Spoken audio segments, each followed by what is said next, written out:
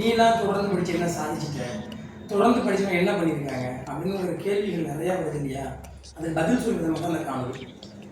தொடர்ந்து படிக்கிறதுல என்ன நடக்கும் அப்படின்னா, இந்த உலகத்துக்கும் நமக்கும் என்ன பாண்டிங், என்ன ஒற்றுமை இருக்குது, நம்ம ஏன் இந்த உலகத்தில் பிறந்தோம், நம்ம இந்த உலகத்துக்கு போகிறப்ப என்னவா போகணும், எதை செய்யணும் எதை செய்யக்கூடாது, எது நமக்கு தேவை எது நமக்கு தேவையில்லை, எது நமக்கு எவ்வளவு தேவை அப்படிங்கிற பெரும் புரிதலுக்காக தான் கல்வி தொடர்ந்து படிக்க வேண்டியிருக்குது.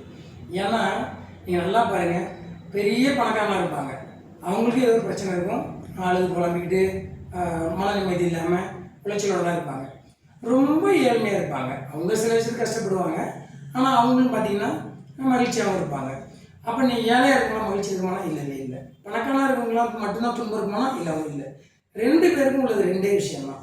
இந்த உலகத்துக்கு நமக்கும் என்னங்கிறத புரிதல் இருந்தால் அவங்க மகிழ்ச்சியாகவே இருக்கலாம். அதுக்கு என்ன பண்ணால், ஒன்று நிறையா படித்து அறிவை வளர்த்துக்கிட்டு புரிஞ்சுக்கிறது, இன்னொன்று உலகத்தில் நிறையா பயணங்கள் செஞ்சு கற்றுக்கிறது.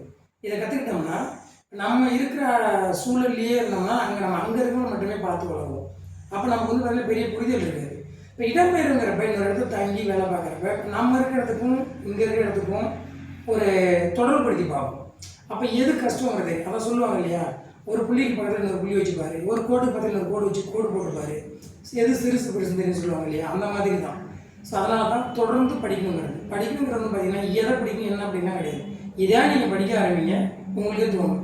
நிறைய படிக்கப்போ என்ன ஆகும்னா, நம்ம வந்து யார் நமக்கு தேவை யார் நமக்கு தேவையில்லை, தேவையில்லாதவங்களை கூட நம்ம எப்படி நம்ம கூட வச்சுக்கிறது, அவங்களையும் எந்த அளவுக்கு ஏற்ற இறக்கி பழகிக்கிறது அப்படிங்கிற புரிதெல்லாம் வந்துடும். உலகத்திலேயே அதிகம் கற்றவர்கள் வந்து பார்த்திங்கன்னா ஆசிரியர்கள் பேராசிரியர்கள் தான். அவங்க நிறைய பார்த்திங்கன்னா ரொம்ப எளிமையாக இருப்பாங்க. பெரும்பாலும் யாருக்கும் அதிகமாக ஆர்குமெண்ட் பண்ணி பேச மாட்டாங்க. ஏன்னா அவங்களுக்கு நல்லா தெரியும் நம்ம நிறையா படிச்சுட்டுங்கிறதுனால பேசணும்னா அவங்க ஏற்றுக்கவே மாட்டாங்க. அதனால் பொதுவெளியில் பேசணும்னு சொல்லி அவங்க அமைதியாகவே இருந்தபடியே இருந்துப்பாங்க. ஆனால் அவங்க கற்பிச்சுக்கு பாடம் கற்றுக் கொடுக்குற கல்விக்கூடங்களில் நிறையா பேசுவாங்க. அவங்க நான் வந்து நிறையா ஆசிரியர்களை பார்த்துருக்கேன், நிறையா ஆசிரியர்கள்லாம் பார்த்துருக்கேன். அந்த ஆசிரியர்கள்லாம் பார்த்திங்கன்னா கல்விக்கூடம் வகுப்பறைக்கு வந்துட்டாங்கன்னா நிறைய பேசுறதுக்கு கற்றுக் கொடுப்பாங்க, வெளியில் வந்தால் பேச மாட்டாங்க. ஏன் அப்படின்னா அவங்களுக்கு பெரும் புரிதல் இருக்கும். மாணவர்கள் நான் சொல்கிறத கேட்பாங்க, கற்றுக்குவாங்க. இன்னைக்கு கற்றுக்கலன்னா கூட ஒரு காலத்தில் என்னை ஆசிரியர் எப்படி எனக்கு கற்றுக் கொடுத்தாருங்கிறத இந்த ஒளி உலகத்தை சொல்லுவாங்க. அதனால் அவங்களுக்கு கற்றுக் கொடுப்பாங்க. ஆனால் வெளியில் வந்து ஜெனரலாக பொதுமக்கள்கிட்ட அதிகமாக பேசவே மாட்டாங்க.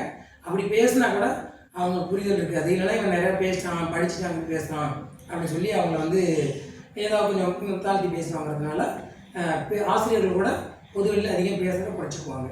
நன்றி, வணக்கம்.